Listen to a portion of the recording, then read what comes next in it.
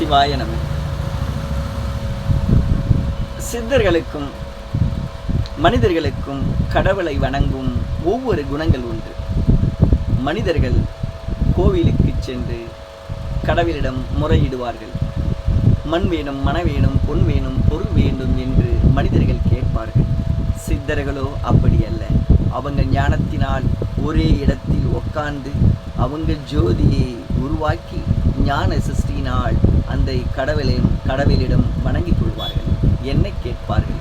உன்னை அறிந்தால் போதும், எனக்குள் இருக்கும் ஜோதியை நான் உன்னை காணத்தான் ஞானத்தினால் நான் அறிகின்றேன்.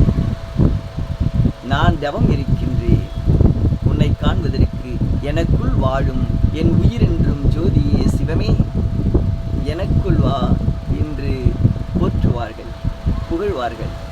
இதற்கு தான் கூறியிருக்கிறார்கள், இதைதான் கூறியிருக்கின்றார்கள். நட்டக்கல்ல சுத்தியும் 4 புஷ்பம் வைக்கையில் சுத்தி வந்து முணுமுணுக்க சொல்லும் மந்திரம் ஏனடா? நட்டக்கல் பேசுமோ நாதன் ஒன்றன் இருக்கையில், நட்டக்கல் பேசுமோ நாதன் ஒன்றன் இருக்கையில். அப்படி என்றால் உயிர்தான் சிவம். எனக்குள் இருக்கும் சிவனை நான் காண்பதற்கு அமைதியா உட்கார்ந்து ஞானத்தினால் நான் சிந்தையினால் செயலினால் என் செயலால் நான் உட்கார்ந்து அமைதியா என் சிவனை காண்கிறேன், ரசிக்கின்றேன், ருசிக்கின்றேன் என்று சித்தர்கள் போற்றுகின்றார்கள். அதனால் அவங்கள் நினைப்பு போல், அவங்கள் குணங்கள் போல் கடவுளை வேண்டுகின்றார்கள். புரியுதுங்களா? அதனால் கோவிலுக்கு போக வேண்டாம் என்று சொல்லவில்லை. நமக்கு பணம் வேண்டும், அதுக்கு ஆலயத்திற்கு தான் செல்ல வேண்டும். தனம் வேண்டும், தானியம் வேண்டும், மண் வேண்டும், மன வேண்டும், பொன் வேண்டும், பொருள் வேண்டும், அனைத்தும் வேண்டும். நமக்கு நம் வாழ்வதற்கு அனைத்தும் வேண்டும். அதனால் கோவிலுக்கு செல்கிறோம். சித்தர்களோ அப்படி அல்ல. மண், மனை, பொன், பொருள் அனைத்தையும் வேண்டாம் என்று சொல்பவர். மண் ஆசை, பொன் ஆசை, பொருள் ஆசை அனைத்து ஆசையும் முக்கியம் தள்ளியவர்கள் சித்தர்கள். இப்போ நம்ம வணங்குவதற்கும் சித்தர்கள் வணங்குறதுக்கும் இதான் வித்தியாசம். புரியுதுங்களா? அதனால உள்ள இருக்கும் கோவிலை நீங்க பாருங்கன்னு நான் சொல்ல விரும்பல. உள்ள இருக்கும் கோவிலை பார்த்தா மண் மனை மேல் ஆசை வராது, குடும்பத்தில் மேல் ஆசை வராது, குழந்தைகள் மேல் ஆசை வராது.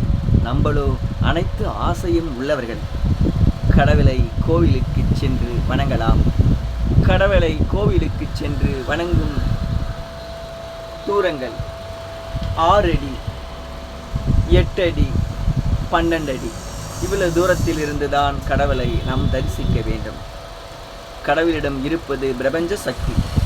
நம் அறியாமல் இருந்தால் நம் வேண்டுவது நமக்கு கிடைப்பதில்லை. 3 அடியில் நின்று வணங்கினால் முத்தி கிடைக்கும். 6 அடியில் நின்று வணங்கினால் தனம் தானியம் கிடைக்கும். 12 அடியில் நின்று வணங்கினால் யோகமே கிடைக்கும். இதுதான் கோவிலுக்கு சென்று வணங்க வேண்டும்.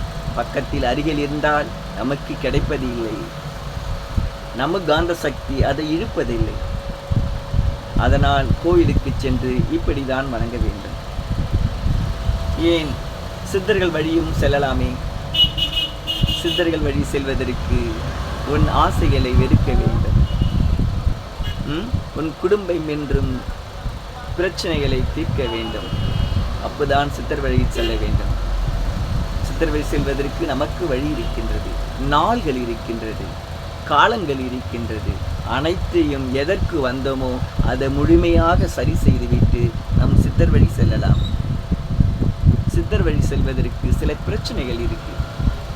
ஆசைகளை வெறுக்க வேண்டும், பொய்களை மறக்க வேண்டும், சிந்தனைகளை வளர்க்க வேண்டும், சித்தர்கள் வழியை நாட வேண்டும். சிவாய நம. தென்னாருடைய சிவனையை போற்றி எண்ணாற்றுக்கும் இறைவாய் போற்றி போற்றி. இதுதான் கடவுளை வணங்கும் வழி. கேளுங்கள்.